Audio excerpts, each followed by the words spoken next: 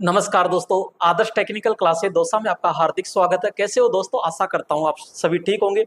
दोस्तों ALP CBT 2 के लिए दमदार यहाँ पे जो सीरीज चल रही है वो है 21 दिन 21 मैराथन। दोस्तों यहाँ पे आज से पहले 11 कंप्लीट हो चुकी है और आज है अपनी 12 नंबर।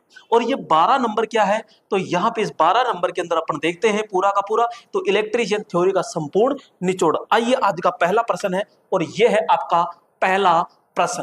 पहला प्रश्न क्या है कि सिंगल फेज सप्लाई वोल्टेज कितनी होती है। दोस्तों यहाँ पे बात कीजिए कि सिंगल फेज सप्लाई, अगर मैं सिंगल फेज की बात करता हूं दोस्तों, यहाँ पे सिंगल फेज की बात करते हैं तो सिंगल फेज के अंदर यहाँ पे 250 वोल्टेज होती है। यहाँ पे क्षमता कितनी होती है? 250 वोल्टेज होती है यहाँ पे। अब 250 वोल्टेज बता रहा हूं, अब जो आती है यहाँ पे अपन कहते हैं कि 230 होती है। 230 वोल्टेज होता है और इसके अंदर प्लस माइनस कितना चलता है? 5% चलता है। अगर मैं थ्री फेज की बात करता हूं तो दोस्तों थ्री फेज कौन सी, तो घरों वाली थ्री फेज होती है तो वो लास्ट वितरण की होती है, तो वो आपकी होती है 415। और इस 415 वोल्टेज और इसके अंदर भी 5% का क्या चलता है? फेरबदल चलता है। तो यहाँ पे लगभग 400 के समथिंग अपन देखते हैं तो थ्री फेज होता है और 230 होता है। तो 230 कितना होता है आपका? सिंगल फेज के अंदर होता है। यहाँ पे दोस्तों ये भी कह सकता है कि सिंगल फेज के अंदर अधिकतम कितने वायर होते हैं, तो भैया फेज होता है, न्यूट्रल होता है और अर्थिंग होता है। ये होता है लाल रंग का। और बात करते हैं यहाँ पे, ये होता है आपका कौन सा? न्यूट्रल यानी काला रंग, ये होता है काला। और यहाँ पे अर्थिंग जो होता है ये कौन सा होता है? तो अपन कहते हैं ये हरा होता है। नेक्स्ट बात करते हैं थ्री फेज, और थ्री फेज के अंदर यहाँ पे बात करते हैं कि भाई होने को तो यहाँ भी कितने हैं? 3 है। फेज होता है, न्यूट्रल होता है और अर्थिंग होता है। लेकिन यहाँ पे क्या होता है कि जो फेज होते हैं वो 3 होते हैं, यानी कि आर होता है, वाई होता है और बी होता है। यानी कि लाल होता है, यहाँ पे पीला होता है और यहाँ पे नीला होता है। बात करते हैं यहाँ पे न्यूट्रल की, तो न्यूट्रल होता है काला। क्या होता है? काला। और अर्थिंग की बात करते हैं तो अर्थिंग होता है दोस्तों हरा। ठीक है, ये बात हो गई। इसके अलावा आपसे पूछा जाए कि भैया 3 कोर, क्या पूछा जाए? 3 कोर केबल होती है तो उसके अंदर ध्यान रखिएगा, यहाँ पे फेज, न्यूट्रल और अर्थिंग की बात करते हैं तो यहाँ पे फेज होता है जो भूरा रंग होता है, यहाँ पे न्यूट्रल होता है वो नीला रंग होता है और यहाँ पे अर्थिंग होता है, इसमें कोई दिक्कत नहीं है, ये हरा ही होता है। तो 3 कोर केबल में पूछ ली, 3 कोर केबल के अंदर पूछ ले तो राइट ऑप्शन यहाँ सिंगल फेज। सिंगल फेज में कितना होता है? तो यहाँ बी ऑप्शन आपका राइट होता है। ठीक है दोस्तों, नेक्स्ट प्रश्न आता है और अगला प्रश्न आ चुका है यहाँ पे 2 नंबर प्रश्न। और 2 नंबर प्रश्न क्या कह रहा है, आइए देखते हैं 2 नंबर प्रश्न को। तो यहाँ पे 2 नंबर प्रश्न क्या कह रहा है, तो देखो थ्री फेज सप्लाई वोल्टेज कितनी होती है। दोस्तों अभी जस्ट बताया 415 वोल्टेज होती है, तो इसमें देखने कुछ नहीं है, तो यहाँ पे ए ऑप्शन सीधा सीधा मैच हो जाएगा। ठीक है दोस्तों, अगला प्रश्न यहाँ पे चलते हैं और अगला प्रश्न है यहाँ पे आपका 3 नंबर। और 3 नंबर क्या कह रहा है कि 1 फैरड खालिस्तान के बराबर होता है। तो दोस्तों एक जो फैरड होता है, एक फैरड बराबर होता है 96,500 गुलाम होता है, 96,500 गुलाम होता है। तो ये बात ध्यान रखिएगा, तो राइट ऑप्शन होता है यह। आपसे क्वेश्चन पूछ ले कि फैरड किसका मात्रक है, तो अपन कहेंगे धारिता का। किसका है? धारिता का मात्रक क्या होता है? फैरड होता है। ये फैरड बहुत बड़ा मात्रक होता है। ठीक है, यहाँ पे फैरड। अगला क्वेश्चन, तो अगला प्रश्न आता है यहाँ पे ये 4 नंबर प्रश्न। और 4 नंबर प्रश्न आता है तो ये क्या है, तो अपन कहते हैं इलेक्ट्रिक आर्क फर्नेस में प्रयुक्त इलेक्ट्रोड होते हैं। तो दोस्तों आर्क फर्नेस होता है तो इसमें अपन किसका इलेक्ट्रोड प्रयोग करते हैं, तो यहाँ पे प्रयोग करते हैं अपन कार्बन का। किसका प्रयोग करते हैं? कार्बन का हम प्रयोग करते हैं। तो राइट ऑप्शन क्या हो जाएगा यहाँ पे? सी ऑप्शन होता है। अगला प्रश्न लेते हैं और अगला प्रश्न है यहाँ पे आपका 5 नंबर। तो 5 नंबर प्रश्न क्या है, तो आइए देखते हैं इलेक्ट्रोप्लेटिंग किस सिद्धांत पर कार्य करता है। दोस्तों इलेक्ट्रोप्लेटिंग है तो हमारे वैज्ञानिक है फैराडे।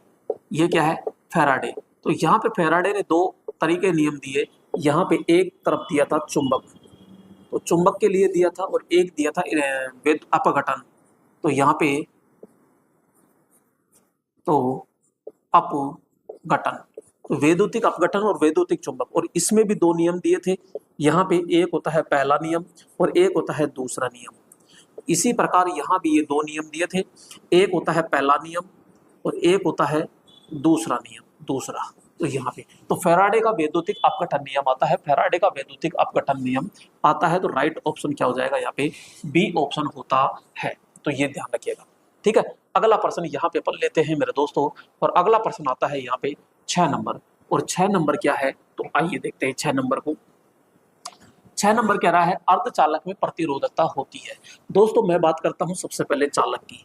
तो चालक के अंदर क्या होता है, जो प्रतिरोध होता है वो भैया ताप के बिल्कुल क्या होता है, समानुपाती होता है। फिर मैं बात करता हूं यहाँ पे अर्धचालक की।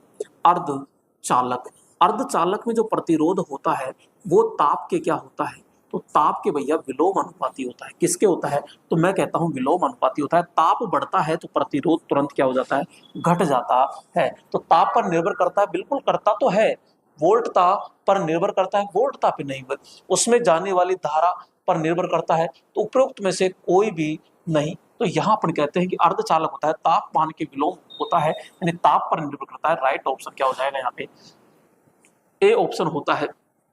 अर्धचालक जो होता है, अर्धचालक पदार्थ, इसकी जो परमाणु संरचना होती है उसमें अंतिम कक्षा में कितने इलेक्ट्रॉन पाए जाते हैं, तो अपन कहते हैं 4 इलेक्ट्रॉन्स पाए जाते हैं। अगला प्रश्न आता है, और अगला प्रश्न आता है दोस्तों यहाँ पे 7 नंबर प्रश्न, और 7 नंबर प्रश्न क्या कह रहा है, आइए देखते हैं 7 नंबर प्रश्न को भी।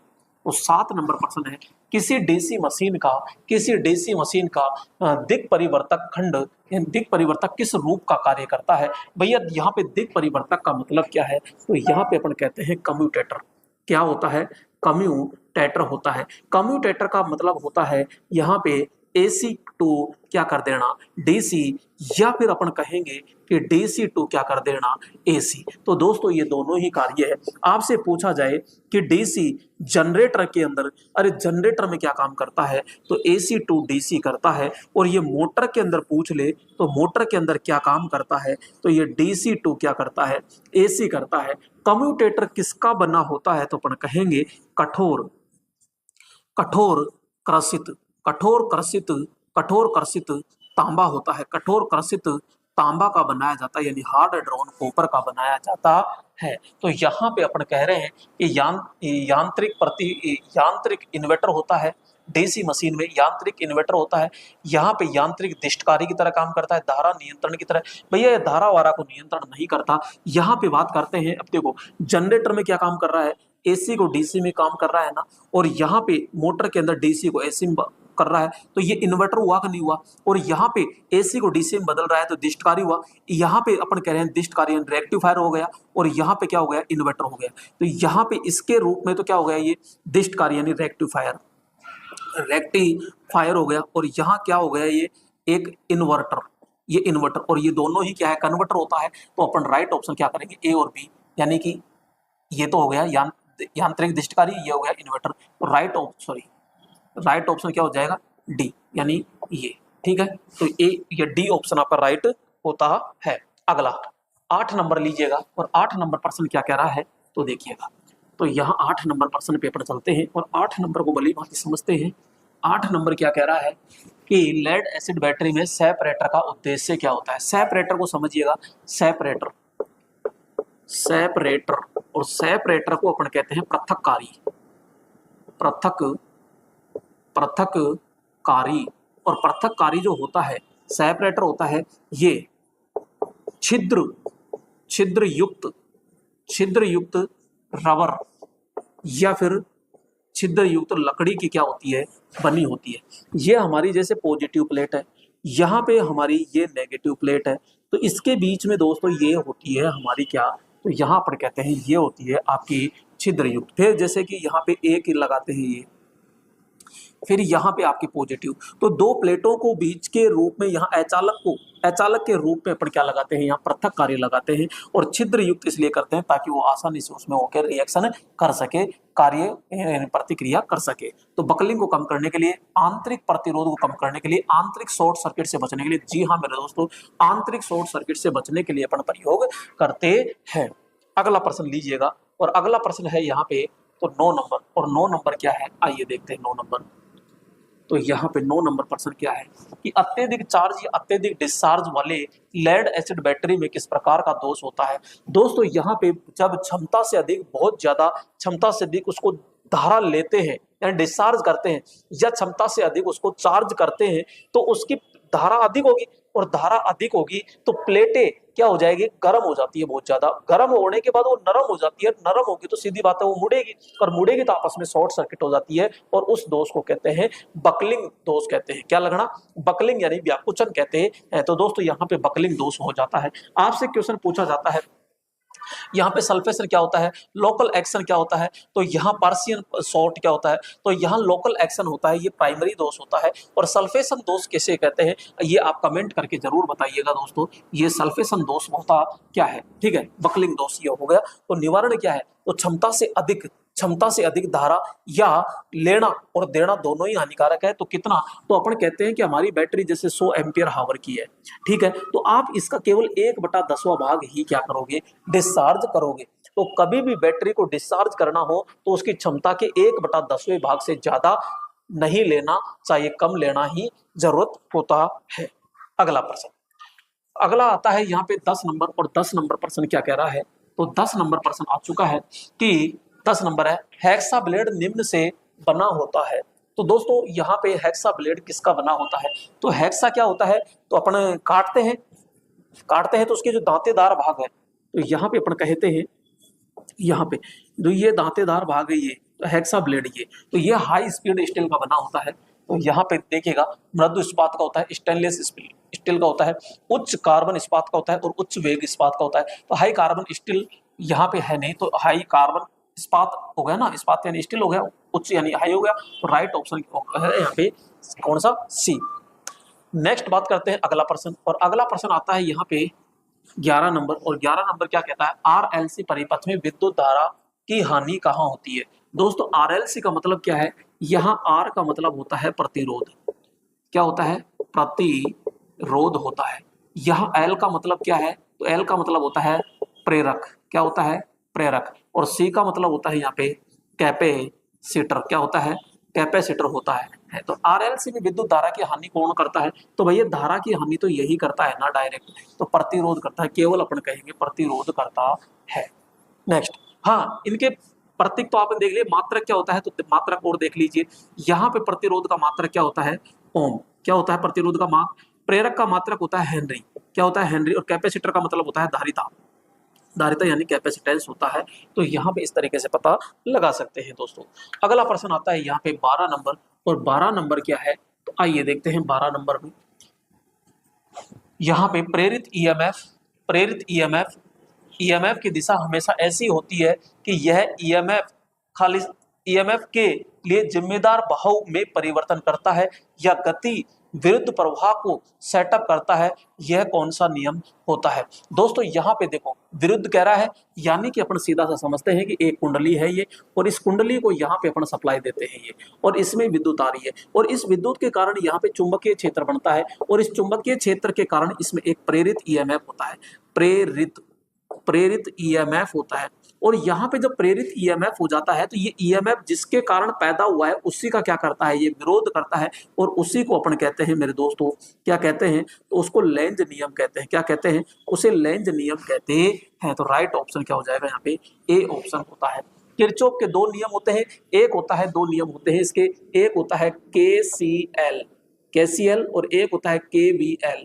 तो यहाँ पे किरचॉफ धारा नियम होता है, किरचॉफ वोल्टेज नियम होता है। तो यहाँ पे किरचॉफ धारा नियम होता है, ये किस पर काम करता है, ये पहला नियम होता है, और ये आपके आवेश संरक्षण पर काम करता है। जबकि केवीएल जो होता है ये वोल्टेज पर काम करता है, तो ये ऊर्जा संरक्षण पर कार्य करता है। ओम नियम होता है, फैराडे का नियम होता है। ओम नियम को आप जानते हो, V समानुपाती I होता है, यानी V बराबर क्या होता है, IR होता है। तो ये आप जानते हो। अगला प्रश्न यहाँ पे देखते हैं, और 13 नंबर प्रश्न है, और 13 नंबर प्रश्न क्या कह रहा है दोस्तों, तो यहाँ पे देखते हैं 13 नंबर प्रश्न। तो देखिएगा 13 नंबर प्रश्न, किसी अग्नित्र यानी फ्यूज को किसी संवाहक से किस तरह से जोड़ा जाना चाहिए। तो दोस्तों यहाँ पे अग्नित्र यानी कि फ्यूज की बात कर रहे हैं, तो फ्यूज कैसे जोड़ा जाता है, तो अपन कहते हैं कि ये लोड है कोई, और लोड है तो यहाँ पे अपन क्या जोड़ते हैं, फेज होता है, और फेज के अंदर ये इस प्रकार से जोड़ते हैं। जो फ्यूज होता है ये क्या है, तो अपन कहते हैं एक प्रकार की ये सुरक्षा युक्ति होती है, और ये फेज की श्रेणी क्रम में जोड़ा जाता है, और सिद्धांत होता है इसका ऊष्मीय सिद्धांत पर यह कार्य करता है। तो यहाँ पे ऊष्मीय सिद्धांत पे काम करता है। इसकी रेटिंग की बात करते हैं तो इसकी रेटिंग हो जाती है, धारा रेटिंग हो जाती है। ये किसका बना होता है? फ्यूज तार किसका बना होता है?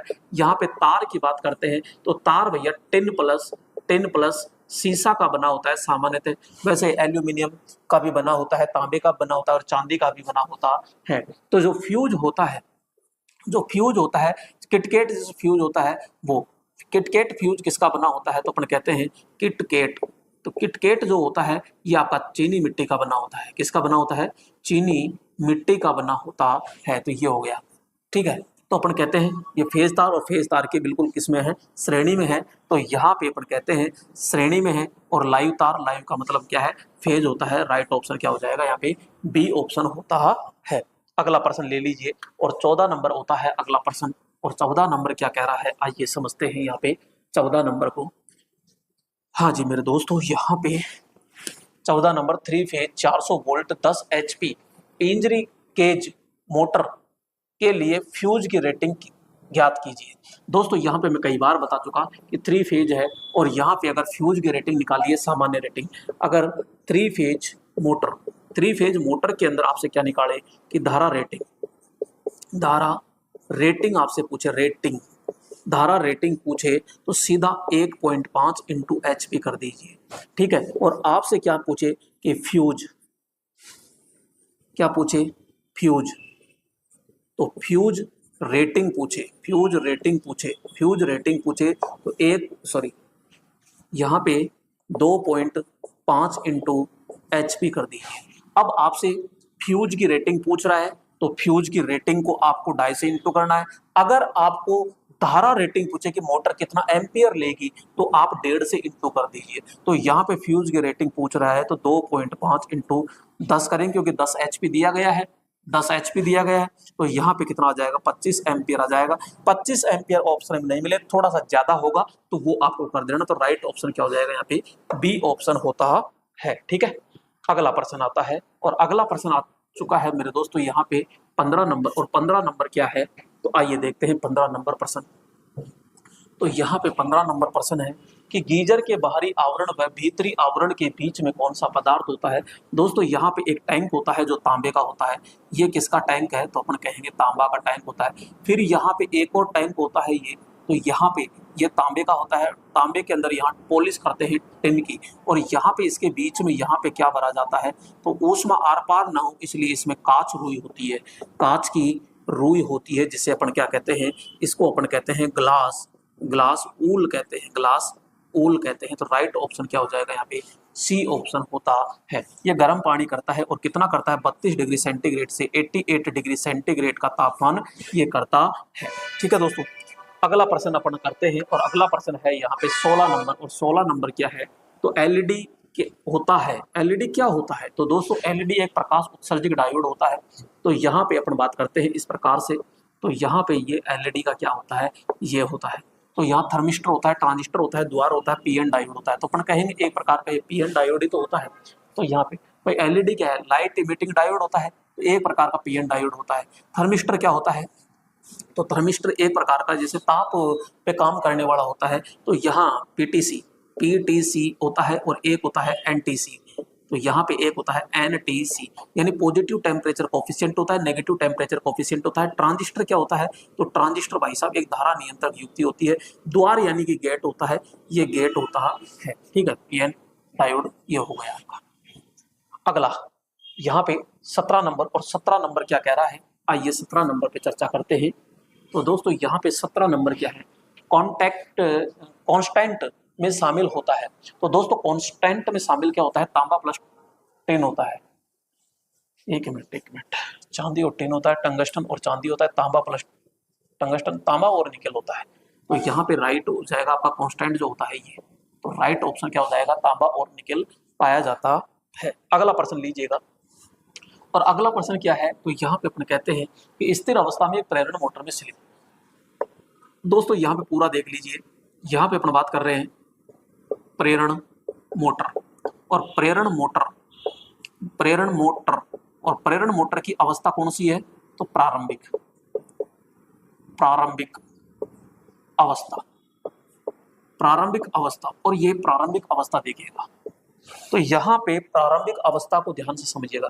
तो यहाँ प्रारंभिक जो अवस्था होगी, प्रारंभिक जो अवस्था होगी इसमें क्या क्या होगा, तो अपन कहते हैं प्रारंभिक अवस्था के अंदर गति, गति जीरो। यहाँ पे बात करते हैं टॉर्क, टॉर्क भी जीरो। यहाँ पे बात करेंगे स्लिप, अब स्लिप यानी गति करेगा नहीं, गति करेगा नहीं तो 1 होता है, या फिर अपन कहेंगे 100%। नेक्स्ट बात करता है, आपसे पूछा जाएगा यहाँ पे रोटर आवृत्ति, रोटर आवृत्ति, ये सारी चीजें स्टार्टिंग अवस्था में है। रोटर आवृत्ति, तो रोटर आवृत्ति अपन कहेंगे, रोटर जो आवृत्ति होती है ना वो सप्लाई आवृत्ति के बराबर होती है, सप्लाई आवृत्ति, सप्लाई आवृत्ति के समान यहाँ पे, ठीक है। गति जीरो होती है, टॉर्क जीरो होता है, स्लिप का मान 1 होता है, और यहाँ पे रोटर आवृत्ति जो होती है यहाँ पे सप्लाई आवृत्ति की क्या होती है, बराबर होती है। तो ये सारी की सारी चीजें अपन को याद होनी चाहिए। अब वो प्रतिशत स्लिप पूछ रहा है तो भैया 1 कह दो, या प्रतिशत में बोले तो सीधा 100 करते हैं। बोलो समझ में आएगा नहीं आई? आई तो आगे चलो। यहाँ पे आगे आता है कि 19 नंबर और 19 नंबर प्रश्न क्या है, तो दोस्तों यहाँ पे देखिएगा, बकौल्ज रिले खालिस्तान में स्थापित की जाती है। दोस्तों यहाँ पे एक हमारा भाग होता है ये ट्रांसफॉर्मर, और ट्रांसफार्मर के ऊपर 2 पाइप लगाए जाते हैं, और पाइप के द्वारा एक भाग होता है ये, तो ये होता है हमारा कंजरवेटर। ये क्या होता है, तो अपन कहते हैं कंजरवेटर होता है, कंजरवेटर होता है, ये सक्शन टैंक होता है, और इसके बीच में यहाँ पे एक रिले लगाई जाती है। तो ये यहाँ पे मैन टैंक और कंजरवेटर टैंक के बीच में जुड़ी होती है, और इसे कहते हैं अपन क्या कहते हैं, बुकोल्ज, यहाँ पे बुकोल्ज रिले अपन कहते हैं, इसे बकौल्ज भी कहते हैं और बुकोल्ज रिले के नाम से भी जाना जाता है। और ये ट्रांसफॉर्मर के आंतरिक दोष से क्या करती है, सुरक्षा करती है। तो ये आपकी बकौल्ज रिले होती है, ठीक है। और ये बकौल्ज रिले को गैस प्रचालित रिले होती है, क्या होती है, गैस प्रचालित रिले होती है, और ये पावर ट्रांसफॉर्मर में लगाई जाती है। तो अपन कहेंगे पावर ट्रांसफॉर्मर के अंदर ही लगाई जाती है। Air cooled transformer, oil cooled transformer, तो अपन राइट ऑप्शन ठोकेंगे, क्योंकि पावर वाला जो होता है उसके अंदर ऑयल भरा जरूर जाता है। तो राइट ऑप्शन हो चुका है यहाँ पे, बी ऑप्शन होता है। अगला क्वेश्चन आता है 20 नंबर, और 20 नंबर प्रश्न क्या है, तो यहाँ पे अपन देखते हैं 20 नंबर में BIL का विस्तार क्या है। तो दोस्तों यहाँ पे BIL का विस्तार क्या है, तो अपन कहते हैं बेसिक इंटरमीडिएट लाइन, यहाँ पे बाइंडिंग इनर लाइन होता है, बेसिक इंसुलेशन लेवल होता है, बॉर्डर ऑफ इंटरमीडिएट लाइन होता है। तो बेसिक BIL, तो बेसिक इंसुलेशन लेवल या बेसिक इंटरमीडिएट लाइन होता है। तो यहाँ पे बेसिल BIL, तो बेसिक इंटरमीडिएट लाइन होता है, ठीक है। यहाँ पे अगला प्रश्न लीजिएगा, और अगला प्रश्न आता है यहाँ पे ताप दीप्त लैंप कौन से पावर फैक्टर होता है। दोस्तों यहाँ पे बात करते हैं कि ये जो लैंप होते हैं, और ये जो लैंप होते हैं आपके, ये जो लैंप होते हैं जिसके अंदर ये फिलामेंट लगा होता है, तो यहाँ पे अपन कहते हैं कि ये जो लैंप होता है आपका, ये जो लैंप होता है ये ताप दीप्त लैंप कहलाता है। ये क्या कहलाएगा, ताप दीप्त लैंप कहलाता है। ये क्या कहलाता है, तो अपन कहते हैं ये फिलामेंट होता है, ये फिलामेंट होता है। और यहाँ पे ये चीजें होती है, ये तो यहाँ पे इसका ये जुड़ा होता है ये, ठीक है। तो ये सारी चीजें होती है, और ये होता है इसका पावर फैक्टर। तो पावर फैक्टर मेरे दोस्तों इसका होता है इकाई पावर फैक्टर पर काम करता है ताप दीप्त, सीधा सीधा। और ध्यान रखना AC और DC दोनों पर काम करता है। अगला प्रश्न लीजिएगा, अगला प्रश्न है आपके यहाँ पे ट्यूबलाइट कौन से पावर फैक्टर पर काम करती है। तो मेरे दोस्तों ट्यूबलाइट के अंदर क्या है, चौक लगा होता है। क्या लगा होता है, चौक। तो यहाँ पे अपन कहते हैं कि भैया ट्यूबलाइट इस प्रकार से होती है। तो यहाँ पे एक टर्मिनल जाता है, और ये किससे जुड़ा होता है, तो यहाँ पे ये इससे जुड़ा होता है, और यहाँ पे ये इससे जुड़ा होता है। ये तो ये यहाँ पे होता है, तो ये होता है चौक। और ये चौक के कारण आपका प्रेरक तत्व क्या होता है, चौक का मतलब यहाँ पावर फैक्टर जो होता है वो पश्चगामी होता है, पश्चगामी होता है। तो राइट ऑप्शन क्या हो जाएगा यहाँ पे, बी होता है, ठीक है। अगला क्वेश्चन लीजिएगा, और अगला प्रश्न आ रहा है दोस्तों यहाँ पे, तो यहाँ पे 23 नंबर प्रश्न। और 23 नंबर प्रश्न में क्या है कि 4 माइक्रोफैरड के 2 संधारित्र श्रृंखला में जुड़े होते हैं, तो उनकी कुल धारिता ज्ञात कीजिए। दोस्तों ध्यान रखना, यहाँ पे आपसे श्रेणी क्रम पूछता है। तो श्रेणी क्रम के सूत्र होता है 1/CT बराबर 1/C C1 plus 1/C2 capacitor के लिए है ये। और समांतर आपसे पूछे तो CT बराबर C1 plus C2 plus C3, तो आप इस प्रकार से कर दीजिए। अब वो कह रहा है 4 माइक्रोफैराड के 2 संधारित्र श्रेणी में यानी श्रृंखला में, तो भैया ऐसे लगाना पड़ेगा। ठीक है, तो ऐसे लगाते हैं तो 1/CT रखा और यानी 2 है तो 2 है तो 1/4 प्लस 1/4, 4 आ गया, 1 प्लस 1 बराबर कितना हो गया 2/4। CT निकालना है तो ये अपने 4/2 बराबर कितना गया 2 माइक्रोफैराड निकाल दिया। तो यहाँ पे दोस्तों इस प्रकार से तो कर सकते हो, लेकिन थोड़ा सा टेक्नोलॉजी लाइए, नया ये लाइए। तो यहाँ पे जैसे अपन फास्ट तरीके से करते हैं तो पहली बात तो 2 है, अगर 2 श्रेणी क्रम में है और यहाँ पे कैपेसिटर लगा है तो यहाँ दिए हुए का सीधा आधा कर दो यानी 2। तो ठीक है, अगर 14 होता 7, यहाँ 20 होता तो 10 कर देते, दिए हुए का आधा कर दीजिए। अगर ये नहीं है तो भैया ये 2 है, समान मान के है तो R बटा क्या करिए N करते हैं, तो यहाँ C बटा क्या कर दीजिए N। C का मतलब है यहाँ पे 4 है और N का मतलब 2 है, तो यहाँ पे ये ऐसे भी कर सकते थे। तो राइट ऑप्शन तो हो जाएगा यहाँ पे ए ऑप्शन। वैसे मैंने पूरा ये मेथड समझा दिया है। ठीक है, अगला लेते हैं यहाँ पे 24 नंबर प्रश्न। और 24 नंबर प्रश्न क्या कह रहा है, आइए देखते हैं 24 नंबर को।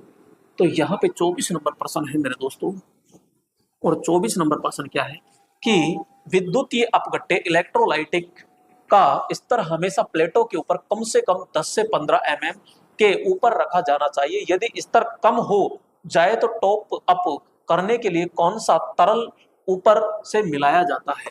क्वेश्चन दोस्तों ऐसे कह रहा है कि ये जैसे आपकी लेड एसिड बैटरी है और वो ये प्लेटें हैं, ठीक है, और ये प्लेटों में ये आपकी प्लेटें हैं, तो यहाँ पे ये चीज है क्लियर। और यहाँ कह रहा है कि भाई जल का जो स्तर है ना वो इतना रहना चाहिए, कितना, तो अपन कहते हैं कि यहाँ पे अपन ये जो गैप होता है, ये जो गैप होता है ये 10 से 15 mm होता है, ये 10 से 15 mm होता है और इसे टॉपिंग अप कहते हैं। क्या कहते हैं, इसे टॉपिंग अप कहते हैं। अब क्वेश्चन ये कह रहा है कि गलती से अगर ये कम हो जाता है तो इसमें कौन सा पदार्थ ऊपर से मिलाया जाता है, तो इसमें आसुत जल मिलाया जाता है। कौन सा, तो अपन कहते हैं आसुत जल। और आसुत जल जो होता है ये आपका बिल्कुल क्या होता है, शुद्ध जल होता है। कौन सा होगा, आसुत जल यानी शुद्ध जल होता है, तो डिस्टिल वाटर कहते हैं। ए ऑप्शन आपका क्या हो जाता है यहाँ पे राइट हो जाता है। ये दोस्तों सारे के सल्फ्यूरिक एसिड नहीं, यहाँ आसुत जल अपन मिलाते हैं ऊपर से। नेक्स्ट अपन लेते हैं, अगला प्रश्न आता है यहाँ पे, और अगला प्रश्न है 25 नंबर। और 25 नंबर प्रश्न क्या कह रहा है, आइए 25 नंबर को भी समझ लेते हैं। तो 25 नंबर दोस्तों कह रहा है कि डीसी जनरेटर की गति बढ़ने पर प्रेरित वोल्टता क्या हो जाता है। तो भैया डीसी जनरेटर के अंदर जो वोल्टेज प्रेरित वोल्टता है उसको ज्ञात कर लो। E बराबर 5 ZN P अपॉन में क्या होता है 60A होता है। तो दोस्तों यहाँ पे किस किस के बारे में, गति और प्रेरित वोल्टेज। तो वोल्टेज तो ये हो गया और गति ये हो गया, तो ये समानुपाती तो है। अगर गति बढ़ रही है तो प्रेरित ईएमएफ भी क्या हो जाता है, बढ़ जाता है। तो गति बढ़ने पर प्रेरित वोल्टेज क्या हो जाएगी, बढ़ जाती है। दोस्तों समझ में आया। तो यहाँ आपसे क्वेश्चन सवाल है कि जो ए है ये ए क्या है, तो ये मैं आपसे पूछना चाहता हूँ। ई बराबर प्रेरित ईएमएफ होता है, फाई बराबर चुंबकीय फ्लक्स होता है, जेड बराबर चालकों की संख्या, एन का मतलब गति है आरपीएम, और यहाँ पे पी का मतलब है पोलों की संख्या। और ये आप ए बताओगे कि ए क्या है कमेंट में। यहाँ पे अगला प्रश्न आता है 26 नंबर। और दोस्तों 26 नंबर प्रश्न क्या आता है, आइए समझते हैं 26 नंबर को। यहाँ पे एक ELCB हमेशा परिपथ में खालिस्तान जुड़ा होना आवश्यक होता है। तो यहाँ पे बात करते हैं ELCB। और दोस्तों ELCB है तो ये अर्थ लीकेज सर्किट ब्रेकर होता है। अर्थ लीकेज सर्किट ब्रेकर होता है। और ये किससे सुरक्षा करता है, तो अपन कहते हैं सुरक्षा। तो यहाँ पे ये सुरक्षा करता है लीकेज धारा से। किससे करता है, लीकेज धारा से सुरक्षा करता है। प्लस में ये विद्युत झटके से बचाता है। तो विद्युत झटका, तो ये विद्युत झटके से सुरक्षा करता है। यहाँ आपसे पूछा जाता है कि ये किस सिद्धांत पर काम करता है, तो अपन बोलेंगे CBCT, core balance current transformer सिद्धांत पे कार्य करता है।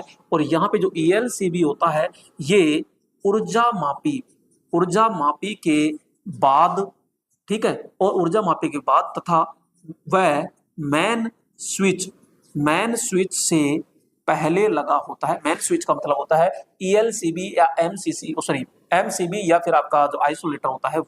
तो मेन स्विच से पहले पहले लगा होता है। तो ऊर्जा मापे के बाद आपूर्ति से बाहर की तरफ होता है, बाहर की तरफ होता है, यानी कि ऊर्जा मापे की तरफ और बाहर की तरफ होता है। ऊर्जा मापी से पहले, पहले तो कहाँ लगाएंगे, स्थापना अंत के, ऊर्जा मापी के बाद, ऊर्जा मापी के बाद तो लगाते हैं, ऊर्जा मापी के बाद होता है, और आपूर्ति से बाहर की तरफ लगाते हैं, बाहर की तरफ यानी लोड होता है उसकी तरफ लगाते हैं। ए ऑप्शन आपका क्या हो जाता है, राइट हो जाता है। अगला क्वेश्चन है यहाँ पे 27 नंबर, और 27 नंबर क्या कह रहा है दोस्तों, आइए देखते हैं 27 नंबर को भी। तो यहाँ पे ओवरहेड ट्रांसमिशन लाइन सामान्य किस्म का दोष होता है। तो दोस्तों ओवरहेड ट्रांसमिशन लाइन सामान्य किस्म का कौन सा दोष होता है, overhead, overhead, overhead transmission line. तो दोस्तों ओवरहेड लाइन में क्या होता है, देखो यहाँ पे अगर मैं दोष की बात करता हूँ पूरा, तो यहाँ पे दो प्रकार के दोष होते हैं। एक होता है ओपन, ओपन सर्किट, और एक होता है शॉर्ट सर्किट। ठीक है, शॉर्ट सर्किट। ओपन सर्किट जो होता है ये होता है सिंगल खुला तार, सिंगल ओपन तार, ओपन तार। एक होता है दो ओपन तार, और एक होता है तीन ओपन तार। ये अब यहाँ पे ये दो प्रकार के होते हैं। एक होता है सिमेट्रिकल, सिमेट्रिकल, और एक होता है अनसिमेट्रिकल, अनसिमेट्रिकल। यहाँ पे अब यहाँ पे जो सिमेट्रिकल है ये दो होते हैं। यहाँ पे एक होता है लाइन लाइन लाइन, और एक होता है line line line to ground. यहाँ पे ये ठीक है, एल का मतलब होता है लाइन और जी का मतलब होता है ये। और सिमेट्रिकल होता है ये खतरनाक होता है, खतरनाक यानी सबसे तेज होता है, और इसी को अपन क्या कहते हैं, डेड सर्किट दोष कहते हैं, डेड सर्किट, डेड सर्किट भी परिपथ कहते हैं। अनसिमेट्रिकल होता है तो ये क्या होता है, यहाँ पे ध्यान रखना, ये 2 से 3% ही होते हैं।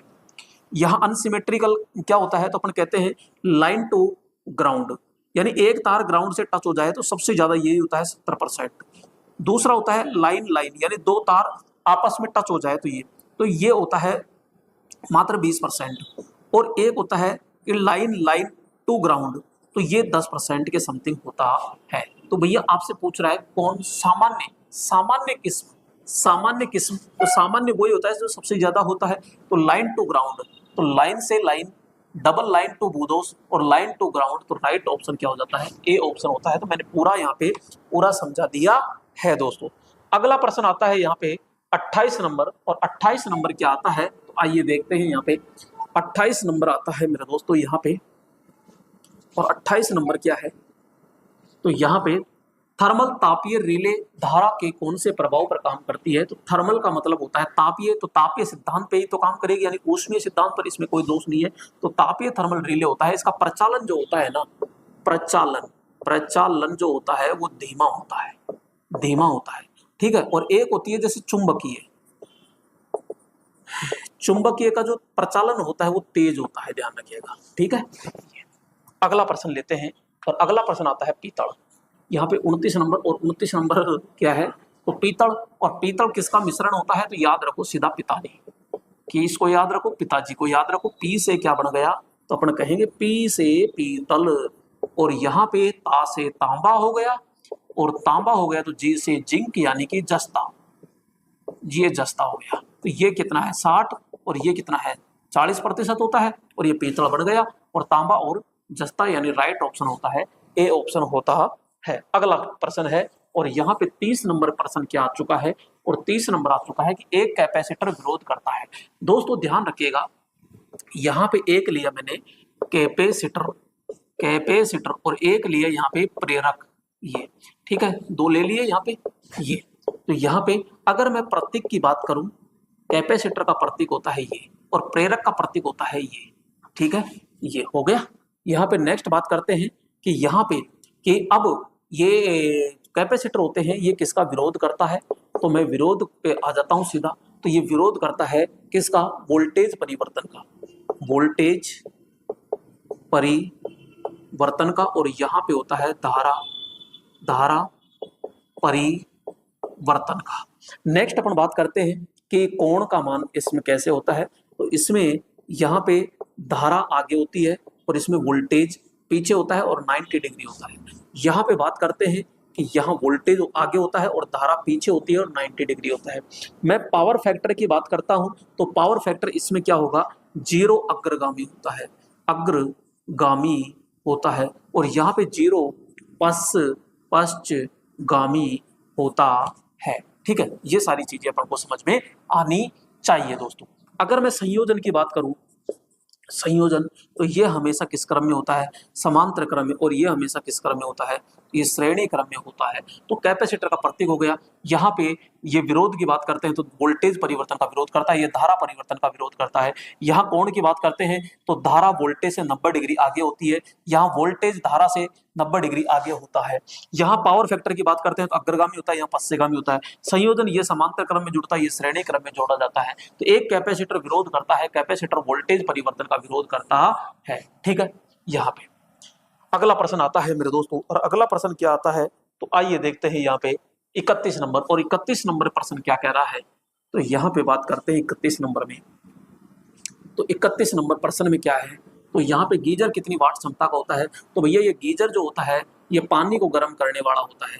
ठीक है, तो पानी गर्म करने का होता है जो बाथरूम में लगाया जाता है, और इसका टेम्परेचर जो होता है 32 डिग्री सेंटीग्रेड से लेकर के 88 डिग्री सेंटीग्रेड तक होता है। अंदर का जो वो इसका टैंक बना होता है वो तांबे का होता है, बाहर का टैंक अलग होता है। ठीक है, दोनों टैंकों के मध्य में तापमान परिवर्तित न हो इसलिए ग्लास वूल यानी कांच की रुई लगाई जाती है, और यहाँ पे पानी गर्म करने के लिए हीटिंग एलिमेंट लगाया जाता है।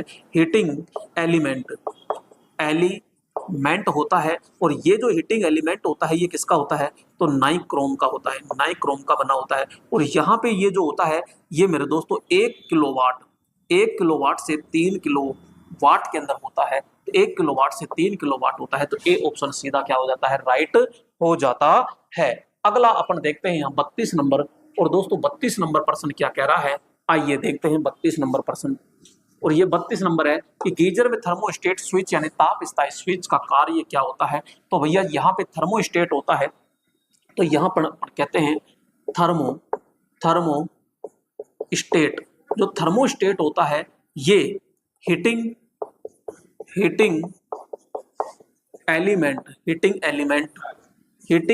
के श्रेणी में लगा होता है, और ये ताप को नियत रखता है। ताप को क्या रखता है, नियत। वोल्टेज को बढ़ाना होता है, अत्यधिक ताप को नियंत्रित करता है। तो राइट ऑप्शन क्या होता है यहाँ पे, बी ऑप्शन होता है। अगला प्रश्न देखते हैं दोस्तों यहाँ पे, और अगला प्रश्न आता है 33 नंबर। गीजर में लगा थर्मोस्टेट स्विच तापमान क्षमता कितनी होती है। तो दोस्तों अभी थोड़ी देर पहले बताया था मैंने, यहाँ पे जो गीजर होता है, गीजर का जो होता है यहाँ पे कितना होता है, तो 32 डिग्री सेंटीग्रेड से लेकर के 88 डिग्री सेंटीग्रेड होता है। तो दोस्तों यहाँ पे 32 डिग्री से कितना हो जाएगा, 88 डिग्री होता है। अगला क्वेश्चन आता है, और अगला प्रश्न आता है यहाँ पे ये, तो किस प्रकार 34 है, किस प्रकार का रोटर अधिक शोर पैदा करता है। सैलिएंट पोल रोटर होता है, बेलनाकार पोल रोटर होता है, दोनों इनमें से कोई नहीं। तो दोस्तों यहाँ पे बात करते हैं अपन कि एक होता है बेलनाकार और एक होता है सैलिएंट। ठीक है, सैलिएंट। इसकी संरचना होती है मेरे दोस्तों ऐसे, और इसकी जो होती है ऐसे, तो इसका तो व्यास ज्यादा है, इसकी लंबाई कम है। इसकी लंबाई ज्यादा होती है, इसका व्यास कम होता है। इसमें अगर पोल की बात करते हैं तो दो या 4 होते हैं, जबकि इसमें पोल बराबर होते हैं 6 से कितना 40 होते हैं। मैं गति की बात करता हूं तो इसकी 1500 आरपीएम से लेकर के 3000 आरपीएम होती है। इसमें गति होती है वो 150 से लेकर के 1000 आरपीएम होती है। ठीक है, अगर मैं आवाज की बात करता हूं, साउंड की, तो यहाँ पे जो साउंड होती है वो बिल्कुल कम होती है, और यहाँ पे क्या करते हैं, अधिक होती है। अगर मैं संतुलन की बात करता हूं, संतुलन, तो संतुलन इसका अच्छा होता है और इसका क्या होता है, खराब होता है। तो किस प्रकार का रोटर अधिक शोर करता है, तो शोर करता है तो आवाज साउंड के लिए कहा तो अधिक करता है, सैलिएंट प्रकार का होता है, सैलिएंट पोल रोटर होता है। तो ए ऑप्शन क्या होता है इसमें, राइट होता है। ठीक है दोस्तों, अगला प्रश्न आता है यहाँ पे, और अगला प्रश्न आता है 35 नंबर। और 35 नंबर प्रश्न क्या कह रहा है, आइए समझते हैं 35 नंबर को भी। तो यहाँ पे 35 नंबर प्रश्न क्या कह रहा है, तो देखिएगा यहाँ पे अल्टरनेटर के तुल्यकालीकरण अल्टरनेटर के तुल्यकालीकरण में अल्टरनेटर को किस क्रम में जोड़ा जाता है? तो दोस्तों यहाँ पे अनेक जो अल्टरनेटर होते हैं, अनेक अल्टरनेटर होते हैं जो बड़ी बड़ी मशीनों को चलाने के लिए इनको समांतर क्रम में इस तरह जोड़ा जाता है। ठीक है, तो इस प्रकार से तो अपन कह देंगे कि समांतर क्रम में जोड़ा जाता है। और यहाँ पे समांतर क्रम में जोड़ने की क्या होती है, शर्तें होती है। शर्तों में क्या समान होता है? तो समान के अंदर कहते हैं वोल्टेज, फ्रीक्वेंसी और फेज क्रम होता है। और यहाँ पे क्षमता, तो ये क्षमता, ये चार चीज क्या होनी चाहिए, समान होनी चाहिए। ठीक है दोस्तों, अगला प्रश्न आता है यहाँ पे, इसमें वो तो लगाओ। तो यहाँ पे राइट ऑप्शन होता है बी। तो यहाँ पे 35 हो गया, 36, और यहाँ पे अपन बात करते हैं 36 क्या है। तो आइए 36 नंबर को समझते हैं। 36 नंबर को कहते हैं कि 7000 किलो ओम प्रतिरोध कौन से मीटर से मापा जाता है? दोस्तों देखो, यहाँ पे बात करते हैं निम्न प्रतिरोध होता है, एक आपके मध्यम प्रतिरोध होता है, और एक आपके क्या होता है, उच्च प्रतिरोध।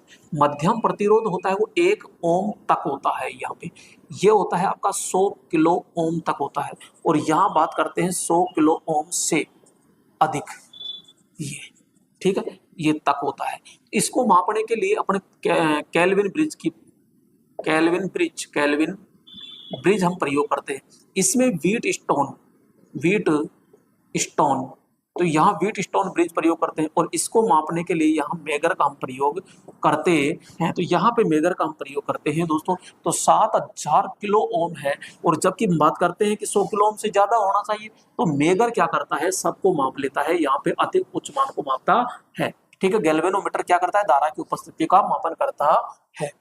अगला प्रश्न अपन लेते हैं, और अगला नंबर आता है 37 नंबर। और 37 नंबर क्या है, मेगर कौन सा उपकरण होता है?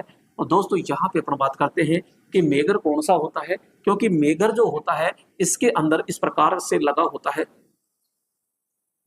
ये तो ये एन, ये एस, यहाँ पे आर्मेचर होता है, और यहाँ पे एक ये सीसी और पीसी होती है। तो यहाँ पे ये पैमाना होता है, इधर 0 होता है और इधर ये होता है। और यहाँ पे ये आपका आर्मेचर से यूं निकल के यूं आता है, और यहाँ से निकल के यूं आता है, और यहाँ पे ये जुड़ता है। और जब यहाँ से अपन मापते हैं तो यहाँ पे 3 टर्मिनल होते हैं, एक ग्रिड होता है, और इसको घुमाते हैं। यहाँ पे जब घुमाते हैं तो ये 140 से 160 आरपीएम पर घुमाया जाता है। तो यहाँ पर कहते हैं कि इसकी क्वाइल क्या हुई, मूव हुई, और स्थायी चुंबक है तो मूविंग क्वाइल प्रकार का होता है। और मूविंग आयरन, तो भैया आयरन का तो कैसे होगा? तो यहाँ पे अपन कहेंगे ए ऑप्शन केवल राइट होता है। अगला प्रश्न, और अगला प्रश्न आता है यहाँ पे 38 नंबर। और 38 नंबर प्रश्न क्या कह रहा है दोस्तों? तो यहाँ पे 38 नंबर प्रश्न होता है एक बड़े ट्रांसफार्मर की दक्षता। तो दोस्तों बड़े ट्रांसफार्मर की जो दक्षता होती है, तो नॉर्मल अपन कहते हैं कि भैया यहाँ पे 95% से 98% होती है। तो राइट ऑप्शन क्या हो जाएगा? यहाँ आपसे पूछे क्षमता, इसकी क्षमता किस में ली जाती है? तो क्षमता होती है इसकी KVA।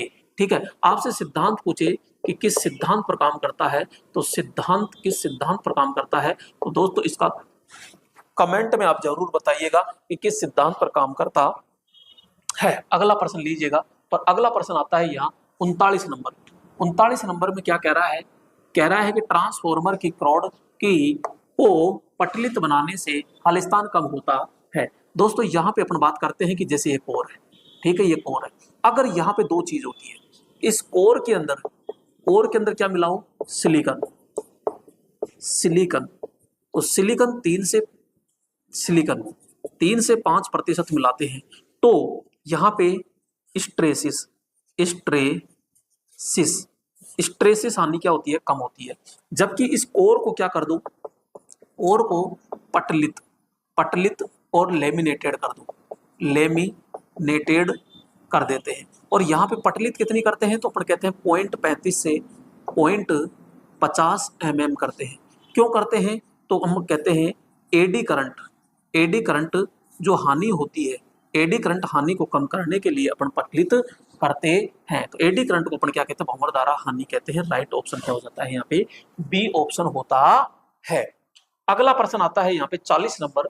और 40 नंबर प्रश्न आता है, तो 40 नंबर प्रश्न क्या होता है? तो आइए देखते हैं यहाँ पे। तो यहाँ पे ट्रांसफॉर्मर क्रोड में उपयोग होने वाली क्रोड होती है। तो दोस्तों यहाँ पे जो ट्रांसफॉर्मर क्रोड में उपयोग होने वाली क्रोड कौन सी होती है? तो यहाँ पे जो कोर होती है, यहाँ पे जो कोर होती है, ये एक तो आपकी जो कोर होती है निम्न प्रतिष्ठम्भ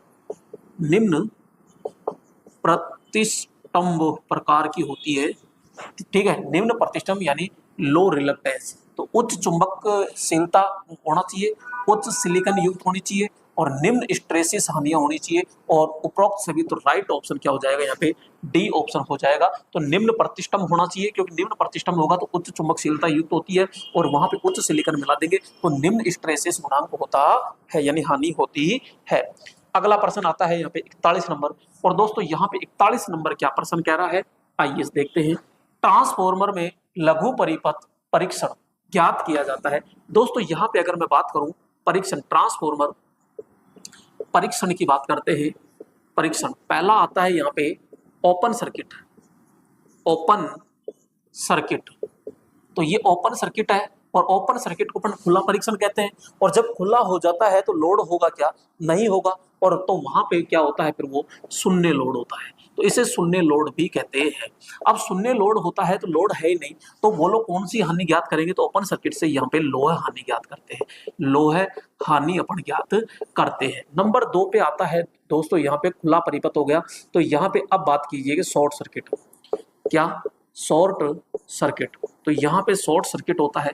और जब शॉर्ट सर्किट होता है तो वही शॉर्ट सर्किट में फुल लोड माना जाता है, तो यहाँ पे क्या माना जाता है, फुल लोड परीक्षण होता है। अब जब फुल लोड लग चुका है तो कौन सा हानि ज्ञात करेंगे, तो अपन कहेंगे यहाँ पे ताम्र हानि, तो ताम्र हानि, यहाँ पे ताम्र हानि हम प्रयोग करते हैं। कौन सी हानि, ताम्र हानि प्रयोग करते हैं, ठीक है। और एक होता है यहाँ पे संपनर, संपनर, तो यहाँ पे संपनर जिसे बैक टू बैक भी कहते हैं, संपनर परीक्षण।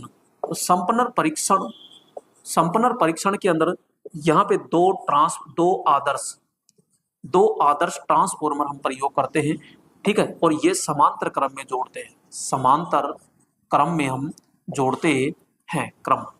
अब यहां से क्या ज्ञात की जाती है, तो भैया एफिशिएंसी ज्ञात की जाती है, वोल्टेज रेगुलेशन ज्ञात किया जाता है, इसके अलावा 200 तापमान भी ज्ञात किया जाता है, और या इसके अलावा हानि जो होती है, सभी प्रकार की हानियां अपन ज्ञात कर लेते हैं। तो राइट ऑप्शन क्या हो जाएगा यहाँ पे, लघु। तो लघु से यहाँ पे शॉर्ट सर्किट यानी फुल लोड, और शॉर्ट सर्किट ताम्र हानि ज्ञात करते हैं, तो यहाँ पे पूर्ण ताम्र हानि होती है, शून्य ताम्र हानि, शून्य पे कहां से करेंगे, पूर्ण ताम्र हानि अपन करते हैं, ए ऑप्शन आता है।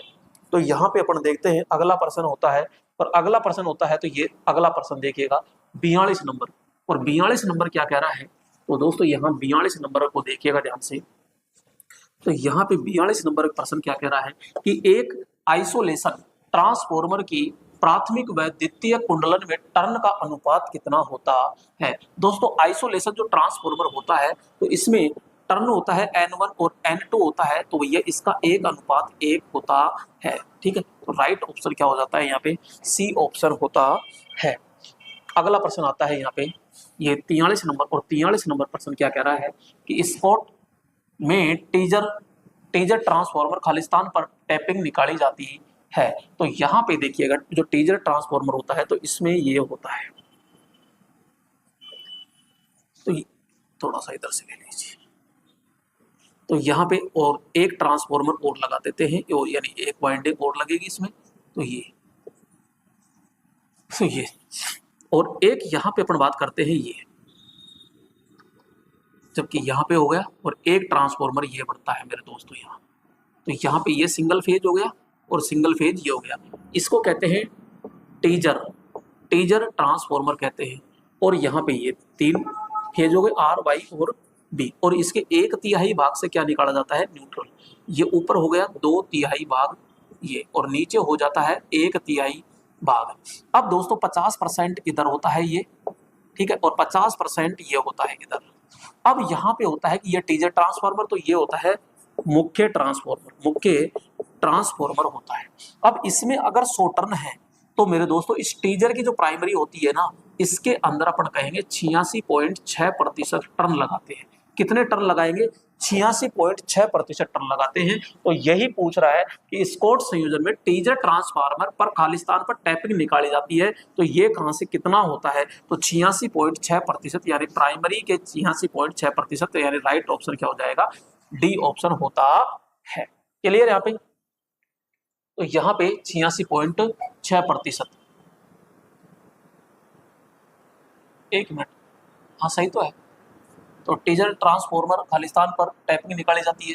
अगर ये न्यूट्रल के लिए कहता है मेरे दोस्तों, अगर न्यूट्रल के लिए कहता है तो यहाँ न्यूट्रल कितना हो जाएगा, तो अपन कहेंगे 1/3, और 1/3 का मतलब कितना होता है, तो यहाँ 33% ही होता है 1/3 का मतलब। तो 1/3 का मतलब तो कितना होता है 33%। अब 33 का ऐसा कोई वो नहीं है, 86 पॉइंट ये इसी के लिए कहता है ना। अगला प्रश्न अपन देखते हैं, और अगला प्रश्न क्या है, तो दोस्तों यहाँ पे अगला प्रश्न समझिएगा, और ये 44 नंबर प्रश्न है। और 44 नंबर प्रश्न क्या कह रहा है, तो 44 प्रश्न को देखते हैं। 44 नंबर को यहाँ पे आइए देखते हैं। तो एक ट्रांसफॉर्मर के पूर्ण भार पर कॉपर लॉस 1600 वाट है, ठीक है, और इस ट्रांसफॉर्मर में 75% भार पर कॉपर लॉस होंगे। तो आइए इसको तरीके से समझते हैं। देखो, आपसे पूछ रहा है कॉपर लॉस, यानी कि ये हो गया कॉपर लॉस। तो ये कॉपर लॉस होता है, ठीक है, बराबर यहां लिखना पूछा गया भार। तो ये पूछा गया भार और इसका कर देना स्क्वायर, इनटू में लिखना पूर्ण भार, ठीक है, पूर्ण भार आपका गलत नहीं होगा। तो यहाँ पे पूछा कितना रहा है 75। 75 का मतलब क्या होता है 3/4 होता है क्या? जी हाँ, ये स्क्वायर हो गया। तो यहाँ पूर्ण भार कितना है, पूर्ण भार 1600 है। दोस्तों ध्यान रखना 75 का मतलब क्या है, 75% हटाओगे नीचे 100, 25 3 और 25 100, ठीक है। तो यहाँ पे 3 का स्क्वायर कितना होता है 9, और 4 का स्क्वायर कितना होता है 16, और यहाँ पे अपन काट दिए 1600। तो डायरेक्ट ये गया 100 बार, और 100 को इंटू किया कितना, तो 900 वाट आता है। तो राइट ऑप्शन क्या हो जाएगा यहाँ पे, सी ऑप्शन होता है। बोलो समझ में आया? ठीक है। यहाँ पे अगला प्रश्न आता है यहाँ पे, और 45 नंबर है। और 45 नंबर क्या कह रहा है दोस्तों, 45 नंबर को समझिएगा। और 45 नंबर क्या कह रहा है, तो यहाँ पे अपन कहते हैं 45 नंबर के अंदर कि इंडक्शन मोटर की तुल्यकालिक गति और वास्तविक गति के बीच में अंतर क्या है। तो दोस्तों यहाँ पे इंडक्शन मोटर की बात करते हैं, तो यहाँ पे, और यहाँ पे स्टेटर के अंदर क्या होता है, तो यहाँ पे खांचे होते हैं, खांचों के अंदर वाइंडिंग डाल देते हैं, और इस वाइंडिंग में जब सप्लाई दी जाती है तो इसमें घूमने वाला एक चुंबकीय फ्लक्स बनता है, और उस चुंबकीय फ्लक्स की जो गति होती है उसे अपन सिंक्रोनस गति कहते हैं, तुल्यकालिक गति कहते हैं। इसके बीच में होता है रोटर। तो यहाँ पे रोटर होता है, तो रोटर भी तो घूमेगा, और रोटर घूमता है, उसकी गति को कहते हैं एनआर। तो दोस्तों यहाँ पे ध्यान रखना, प्रेरण मोटर आ जाए तो इसकी सिंक्रोनस गति और रोटर गति जो होती है, इनके बीच में सिंक्रोनस गति होती है ज्यादा, ठीक है। एक होता है जिसे अपन बात करते हैं अल्टरनेटर, तो यहाँ पे अल्टरनेटर होता है, और यहाँ अल्टरनेटर की अगर बात करते हैं तो यहाँ पे सिंक्रोनस गति और रोटर गति, तो यह रोटर गति होती है ज्यादा। नेक्स्ट बात करते हैं यहाँ पे सिंक्रोनस मोटर की अगर बात करते हैं, तो सिंक्रोनस मोटर में एनएस और एनआर होता है। तो यहाँ पे ये दोनों ही क्या होते हैं, बराबर होते हैं, ठीक है। तो यहाँ पे वास्तविक गति तुल्यकालिक गति और वास्तविक गति के बीच के अंतर को पूछ रहा है, और यदि बीच का अंतर आ जाए एन एस और एन आर आ जाए, तो इस बीच के अंतर को कहते हैं अपन स्लिप कहते हैं। क्या कहते हैं, स्लिप कहते हैं। तो ये स्लिप को एस से दर्शाया जाता है, ठीक है दोस्तों। अगला प्रश्न लीजिएगा, और अगला प्रश्न क्या आ चुका है 46 नंबर। और 46 नंबर क्या है, तो 46 नंबर कह रहा है दोस्तों कि ड्राई सिलिका जेल का रंग कैसा होता है। तो सबसे पहले तो ये सिलिका जो जेल होता है ये रासायनिक पदार्थ होता है, ये रासायनिक क्या होता है, रासायनिक पदार्थ होता है। और ये किसमें प्रयोग होता है, तो अपन कहते हैं ये ब्रीदर के अंदर होता है, ब्रीदर। तो ये ब्रीदर में होता है, और ब्रीदर कहाँ लगा होता है, तो अपन कहते हैं ट्रांसफॉर्मर में लगा होता है, ठीक है। अब यहाँ पे अपन कहते हैं ब्रीदर का काम होता है कि नमी को अवशोषित करना, अवशोषित, तो यहाँ पे अवशोषित करना यहाँ पे। तो जब ये शुद्ध होती है तो ये नीले रंग की होती है।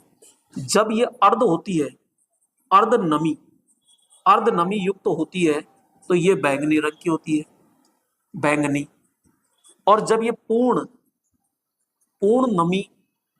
नमी युक्त होती है, तो ये आपके कौन से रंग की हो जाएगी, लाल गुलाबी हो जाती है। तो अपन कहेंगे गुलाबी हो जाती है। तो ड्राई का मतलब तो सूखी होती है, ड्राई का मतलब क्या है, शुद्ध यानी नीला। तो यहाँ पे राइट ऑप्शन क्या हो जाएगा, नीला होता है, ठीक है। अगला प्रश्न देखिएगा, और अगला प्रश्न आता है यहाँ पे 47 नंबर। और 47 नंबर क्या आता है, तो दोस्तों 47 नंबर को समझिएगा ध्यान से। 47 नंबर होता है यहाँ पे कि बी एच कर्व में एच क्या बताता है। तो यहाँ पे अपन कहते हैं कि ये तो होता है बी और ये होता है एच, तो ये ऐसे होता है और ये बनता है ऐसे, ठीक है। तो ये बी एच वक्र हो गया, इसे क्या कहा जाता है, बी एच वक्र। ये बी एच वक्र होता है। तो जो बी होता है ये आपका चुंबकीय फ्लक्स घनत्व होता है, घनत्व, और ये होता है ये चुंबकन बल कह दीजिए या चुंबकीय क्षेत्र तीव्रता, ठीक है। तो यहाँ पे चुंबक किसके बारे में पूछ रहा है, एच, तो चुंबकीय फ्लक्स नहीं होगा, चुंबकीय क्षेत्र शक्ति होता है, चुंबकीय क्षेत्र तीव्रता कह दो या चुंबकीय क्षेत्र शक्ति कह दीजिए, तो बी होता है, ठीक है। अगला प्रश्न आता है यहाँ पे, और अगला प्रश्न आता है यहाँ पे 48 नंबर। और दोस्तों 48 नंबर क्या आता है, तो यहाँ पे बात करते हैं 48 में कि वायर गेज तार के किस आयाम यानी डायमेंशन को बताता है। तो यहाँ पे जो वायर गेज होता है, तो वायर गेज होता है, तो वायर गेज के अंदर होल होते हैं, और होल होते हैं तो उसमें तार को फंसा करके तार की जो मोटाई होती है यानी व्यास होता है उसको मापा जाता है। मोटाई होती है, व्यास होता है, लंबाई, तो भाई ये दोनों ही तो होते हैं, व्यास और मोटाई, तो मोटाई तो होती है ये, तो यहाँ ये दोनों ही राइट ऑप्शन होंगे दोस्तों, है ना। अगला प्रश्न लेते हैं, और यहाँ अगला प्रश्न आता है आपके 39 नंबर। और 39 नंबर प्रश्न क्या आ रहा है कि फ्यूज एलिमेंट का गलन बिंदु होता है। तो दोस्तों यहाँ पे अपन बात करते हैं फ्यूज। तो जो फ्यूज होता है, फ्यूज एक क्या है, तो अपन कहते हैं सुरक्षा युक्ति होती है। फ्यूज के अंदर जो तार लगता है, ये तार किसका बना होता है, तो अपन कहते हैं टिन प्लस किसका बना होता है, टिन प्लस शीशा का होता है। दूसरा अपन एल्यूमिनियम का भी कहते हैं, एल्यूमिनियम के अलावा इसमें कॉपर का भी होता है, और एजी यानी चांदी का भी बनाया जाता है। तो ये तो उच्च क्षमता के लिए होता है, उच्च क्षमता के लिए, और ये होता है दोस्तों निम्न क्षमता के लिए, तो ये निम्न क्षमता के लिए होता है। यहाँ पे जो तार का गुण होता है, तो तार का गुण होता है तो अपन कहेंगे कि भैया गलनांक, यहाँ गलनांक हमेशा कैसा होना चाहिए, तो निम्न होना चाहिए। यहाँ बात करते हैं विशिष्ट प्रतिरोध, तो विशिष्ट प्रतिरोध भी हमेशा क्या होना चाहिए, निम्न। और अगर मैं चालकता की बात करता हूँ, तो चालकता क्या होनी चाहिए, हमेशा उच्च होनी चाहिए। तो ये कैसा पूछ रहा है, गलन बिंदु का मतलब होता है निम्न होता है, तो राइट ऑप्शन क्या हो जाता है, यहाँ पे बी होता है। अगला पॉइंट आता है यहाँ पे 50 नंबर। और 50 नंबर क्या है, तो आइए देखते हैं दोस्तों 50 नंबर प्रश्न को। और 50 नंबर प्रश्न क्या कह रहा है कि डीसी मशीन के दिक् परिवर्तक यानी खंड किसके बने होते हैं। दोस्तों डीसी यानी दिक् परिवर्तक का मतलब होता है कम्यूटेटर सेगमेंट्स, खंड का मतलब होता है सेगमेंट्स। यानी कि यहाँ पे ये कम्यूटेटर है, तो ये तांबे की जो पत्तियां होती है, ये तांबे की जो पत्ती होती है, इस तांबे की पत्ती को ही हम क्या कहते हैं, सेगमेंट्स कहते हैं। और ये जो सेगमेंट्स बने होते हैं, ये मेरे दोस्तों ध्यान रखना कठोर कर्षित तांबा का बना होता है। यानी कि अपन कहते हैं इसको हार्ड ड्रोन कॉपर की बात करते हैं, हार्ड ड्रोन कॉपर से बना होता है। यहाँ पे जो कम्यूटेटर होता है, ये AC2 क्या करता है, DC2 क्या करता है, AC करता है। तो ये जनरेटर में तो क्या काम करता है, AC को DC में बदलता है, और मोटर में क्या काम करता है, ये DC को किस में बदलता है, AC के अंदर बदलता है। तो ये सारी चीज है, तो इसमें राइट ऑप्शन क्या हो जाएगा, बी ऑप्शन होता है। तो दोस्तों यहाँ पे ये थे पूरे के पूरे कितने 50 प्रश्न, और यहाँ पे अपन ने पूरा एनालिसिस किया है। दोस्तों ये सेशन कैसा पसंद आया आपको, तो आप कमेंट में जरूर कमेंट कीजिएगा, और लाइक और शेयर जरूर कीजिएगा दोस्तों। जब तक आप शेयर नहीं करते मजा नहीं आता दोस्तों। और जिन्होंने अभी तक सब्सक्राइब नहीं किया है तो प्लीज वो तो सब्सक्राइब कर ही लीजिए, क्योंकि मेहनत तो आपको नजर आ रही होगी दोस्तों। ठीक है दोस्तों, फिर नेक्स्ट वीडियो फिर मुलाकात करते हैं, तब तक के लिए जय हिंद।